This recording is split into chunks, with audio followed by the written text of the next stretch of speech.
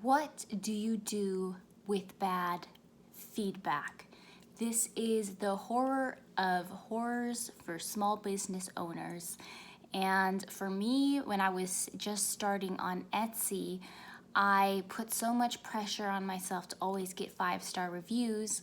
And I had built up over 400 5-star reviews, and I was getting more and more pressure, like I have to maintain this. But the truth is, if you are in business for long enough, eventually you're going to run into that client who cannot be satisfied, who is unreasonable, and you just have to let it roll off your back and accept that you tried your best. Now, there are some steps that I want you to take if somebody does leave a negative review for you. These are steps that I think can prevent a lot of issues, and this is what I do to this day.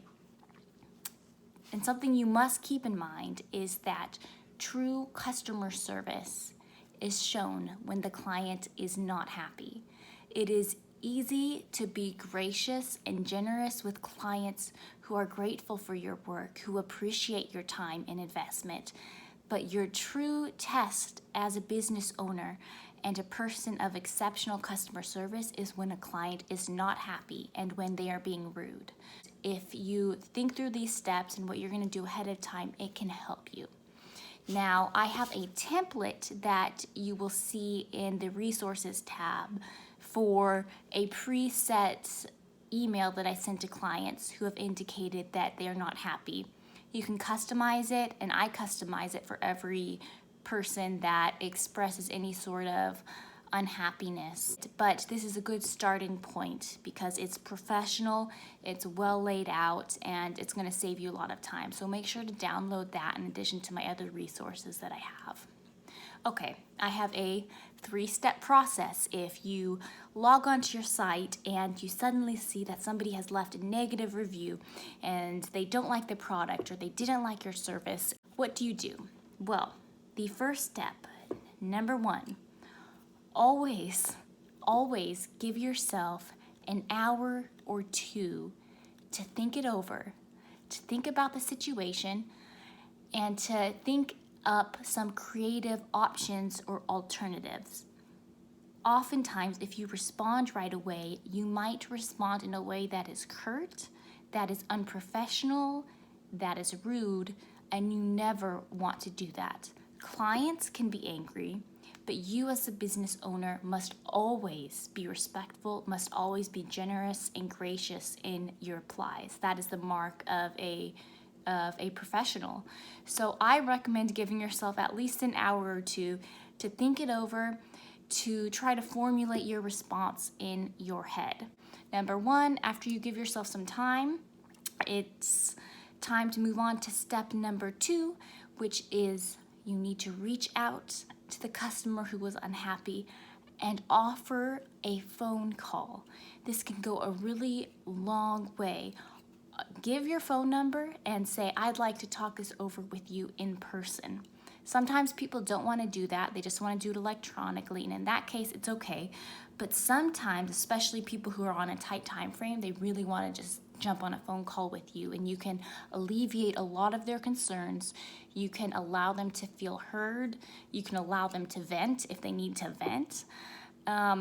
It's just really important that you reach out with a professional manner and offer to resolve this with them. Number 3, in your response to them, you need to have several options.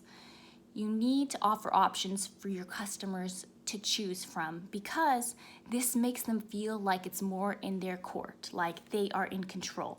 So you're not giving the customer everything that they want, but maybe you can think of 1 or 2 creative options that will hopefully solve the issue.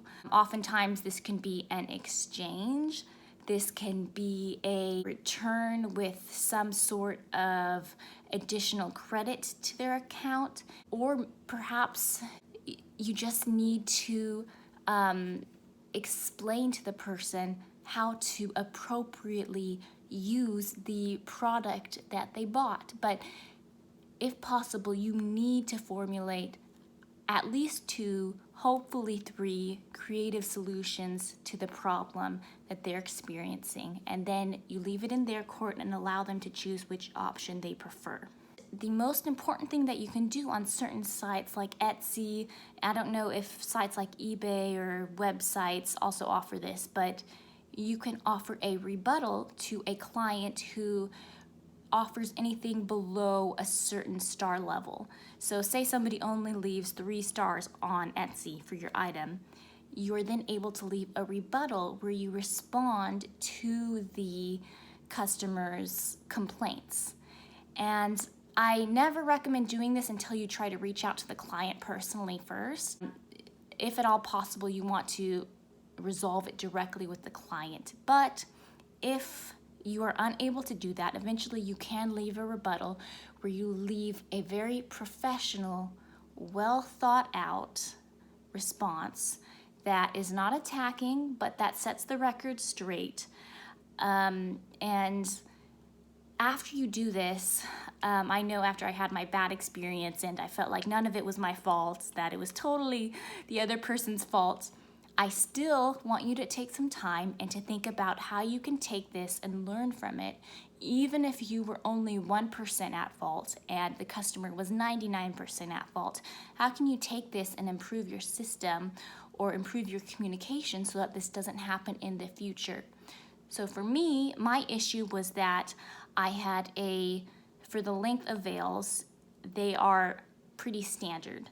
But after I had that issue with that one bride, I now require my brides to give me their own measurements. I don't make the veil based on photos they send me.